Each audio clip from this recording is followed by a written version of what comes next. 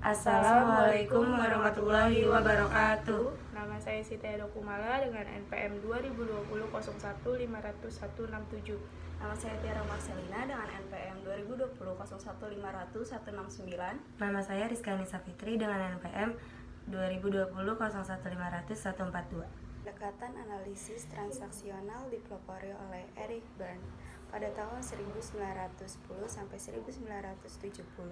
Setelah ia mendapatkan gelar MD atau Medical Doctor dari McGill University di Montreal pada tahun 1935.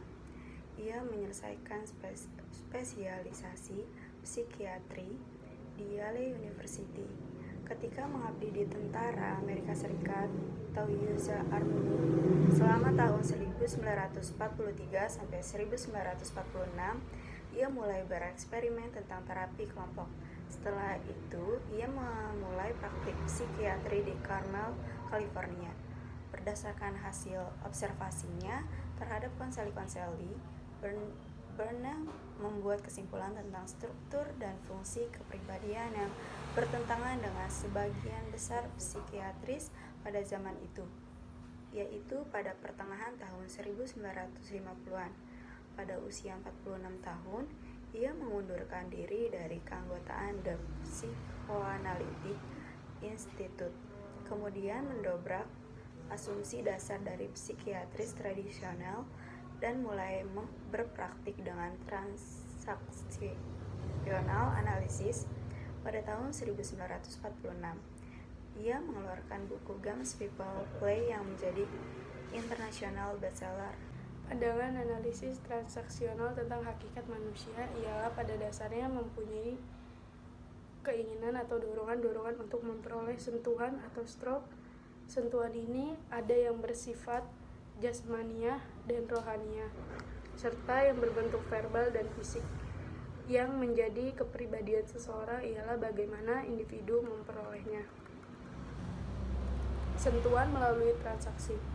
Penampilan kepribadian seseorang terbentuk dari naskah hidup seseorang yang telah terbentuk sejak usia muda. Manusia dianggap memiliki pilihan dan tidak tergantung pada masa lalu. Walaupun pengalaman masa lalu yang menentukan posisi hidup tidak bisa dihapus, individu dapat mengubah posisinya, seperti yang dikemukakan Berne. Manusia dilahirkan bebas, tetapi salah satu hal yang pertama dipelajari adalah berbuat sebagaimana diperintahkan, dan dia menghabiskan sisa hidupnya dengan berbuat seperti itu. Jadi, penghambaan diri yang pertama dijalani adalah penghambaan orang tua. Dia menuruti perintah-perintah orang tua untuk selamanya. Hanya dalam beberapa keadaan saja mempunyai hak untuk memilih cara-caranya sendiri dan menghibur diri dengan satu ilusi tentang otonomi.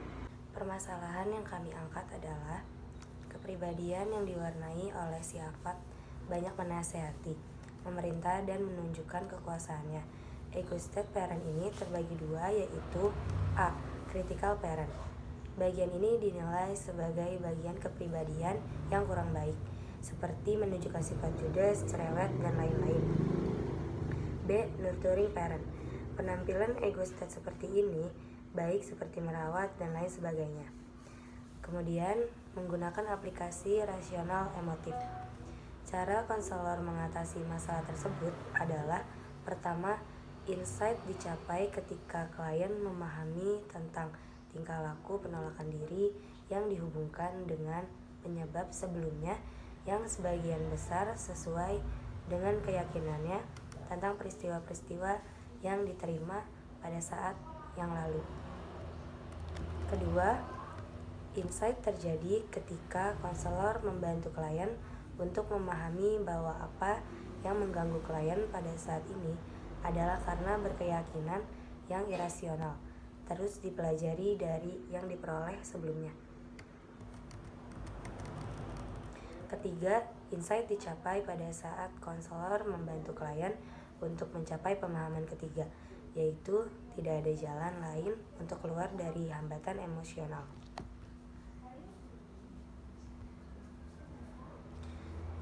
kecuali dengan mendeteksi dan melawan keyakinan irasional. Ya, video dari kami. Wassalamualaikum warahmatullahi wabarakatuh.